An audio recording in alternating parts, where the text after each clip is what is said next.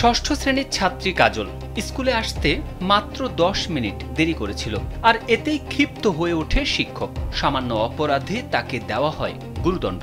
শিক্ষক কাজলকে 100 বার উঠবস করান, আর এতেই প্রাণ হারিয়েছে 12 বছর বয়সী ওই শিশুটি। জানা গেছে, ষষ্ঠ শ্রেণীর ছাত্রী কাজল 100 বার উঠবস করার পরই তীব্র কোমর ব্যথার কথা জানায়। বাড়ি ফেরার পর ব্যথা বাড়তে থাকলে প্রথমে তাকে নালাসোপার একটি হাসপাতালে ভর্তি করা হয়। অবস্থার অবনতি হলে সেখান থেকে মুম্বাইয়ের জে হাসপাতালে স্থানান্তর করা হয়। সেখানেই চিকিৎসাধীন অবস্থায় তার মৃত্যু হয়। শিশুটির পরিবারের অভিযোগ, স্কুল ব্যাগ পিঠে ঝুলিয়ে 100 বার উঠবস করানো হয় কাজলকে।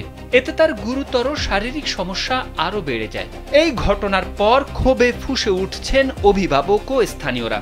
অভিযুক্ত শিক্ষক ও স্কুলের বিরুদ্ধে কঠোর ব্যবস্থা নেওয়ার দাবি জানিয়েছেন তারা।